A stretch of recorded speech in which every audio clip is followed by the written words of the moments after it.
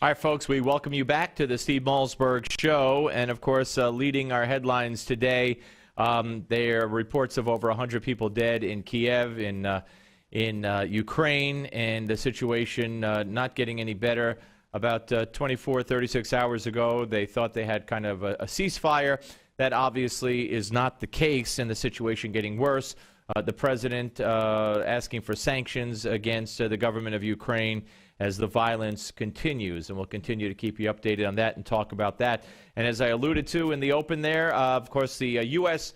Olympic hockey women's team, the women's team, losing in horrific fashion as the Canadian women come from behind a 2-0 deficit. They scored 2 goals in the final 6 minutes and then win in overtime to beat the U.S. They take the gold, and the U.S. gets the silver in the women's. Tomorrow, the men's U.S. Olympic hockey team will take on Canada as well to earn the right to go play in the gold medal game.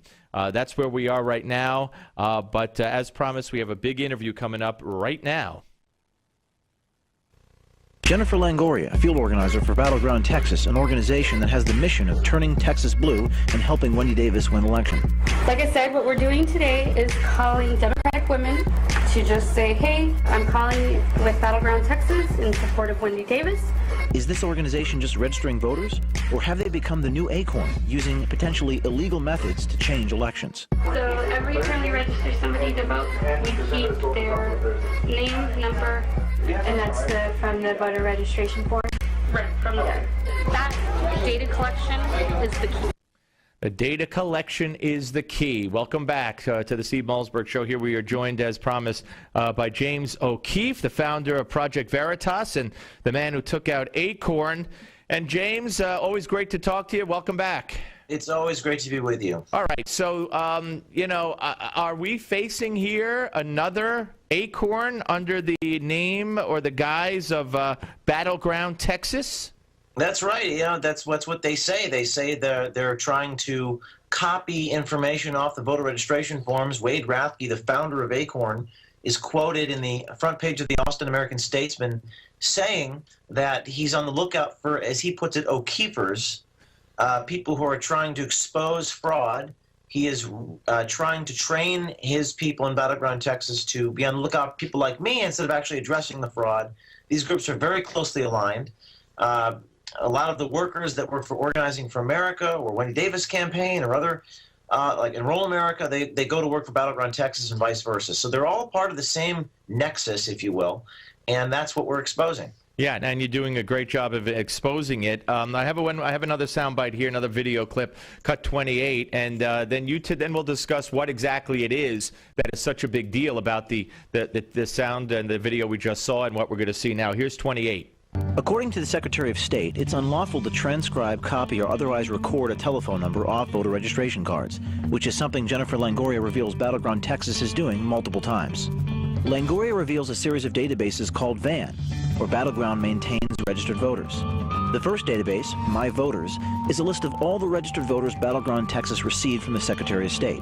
So My Voters is a list of every single registered voter in Texas that we have purchased from the Secretary of State and then downloaded into our database. So this is everybody, every single person that's registered. The second tab of the database is the voters that Battleground has personally registered. Longoria reveals they have taken these numbers off of the forms. Every time we register somebody to vote, we keep their name, number, and name, address, phone number, just so that we can get back to them, and that's where all that information is. And that's from the voter registration form? Right. All right, well, all that is illegal. They keep the name, the phone number, the address, and they can't do that. Then they load it into their database.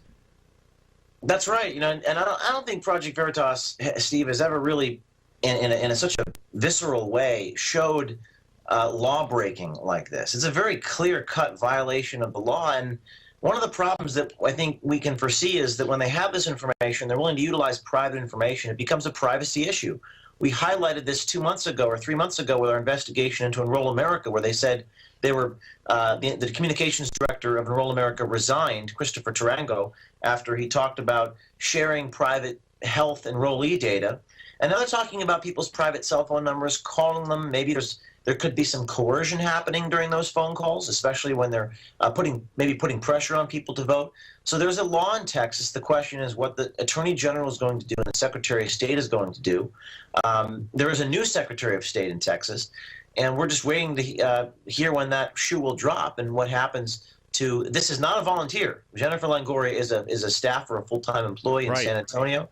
So we're waiting to hear what happens. Well, and of course, the Attorney General of Texas is the presumptive Republican nominee for governor. That's Greg Abbott.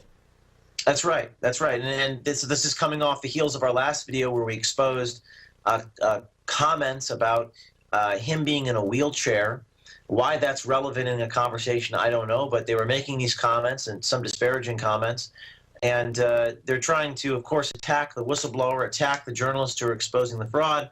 A statement from Battleground, Texas, by one of their D.C. spokespersons said that we always follow the law. They didn't address the actual law breaking in this video, but we're standing by and waiting to see what happens. Now, the reason that Jennifer Longoria or one of the others, I think it's her still, gives in the next soundbite, which for time constraints I'll just relay to you instead of playing it, is because after people register, she said, maybe 15% actually vote, but when you follow up and call them and, you know, pressure them, however you want to describe it, that number goes up to 60%.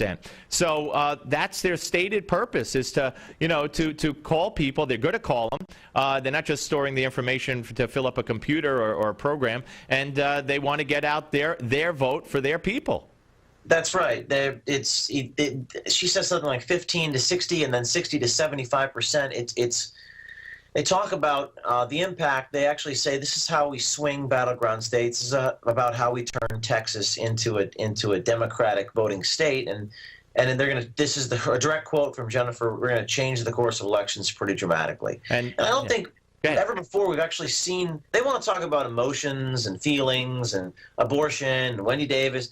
They don't want to talk about process and fraud. They don't want to talk about the technocratic aspects of the electoral process and their voter databases and the fact that they have a database of just the people that they have personally registered. They don't want to have that conversation. We're forcing them to have that conversation, and it's a very interesting thing that we're about to see happen in Texas. And by the way, if folks want to go to Project Veritas, Veritas, .com, and check out the website, check all this out, and make a contribution to James O'Keefe's fine organization, which does all this great work. You know, feel free to do so. What's the reaction been? I know you've had a very busy, hectic day today. What's the reaction been from those of us who admire you and those who despise you? I mean, it's you know, radioactive isn't the right word, but we hear there's some radio silence. There's always a lot of virality when it comes to these investigations. People are always talking about them, sharing them, discussing them. In Texas, it's a firestorm. But there's been some radio silence from people maybe even in the Republican establishment and also people on the left. Everyone kind of wants to wait for the shoe to drop.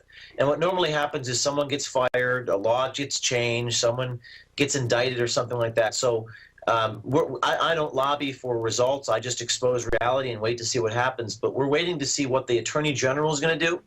And what the Secretary of State has made a comment. The Secretary of State says the law speaks for itself, which if I were to read between the lines, it sounds like she's saying that this is a violation of the law. So we're waiting to hear what's going to happen next. And we have a lot more footage we're going to be releasing. And I even tweeted the names of the individuals: Megan Klein, who is in Austin, Texas, and Bruce Elfont, who's the tax assessor and the head of voting in Travis County, one of the voting officials. I've even tweeted their names out because they're in our next video. Wow! So I'm trying. So the last person you just mentioned is a government official?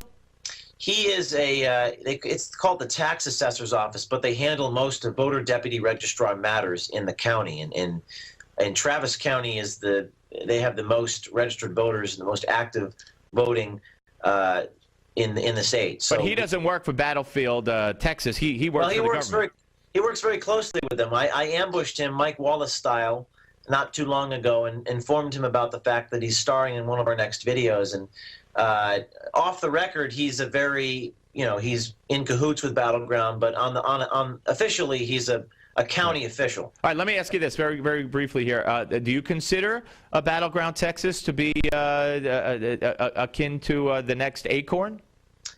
Yeah, Steve, everyone asked me, James, what, didn't ACORN just change their name? And I have literally investigated all of these machinations of ACORN. I've investigated Organizing for America. I've investigated Enroll America, and now Battleground Texas. This is Jeremy Byrd's organization that he has spent, or there's $10 to $20 million being spent on all of these 10,000 people to get out the vote, and they're doing the same thing that ACORN did. They're copying private voter registration data. This is exactly what ACORN was charged with doing. Yeah. And so, yes, this is the new ACORN. Wade Rathke is quoted as saying in Texas that he's trying to stop me from doing this.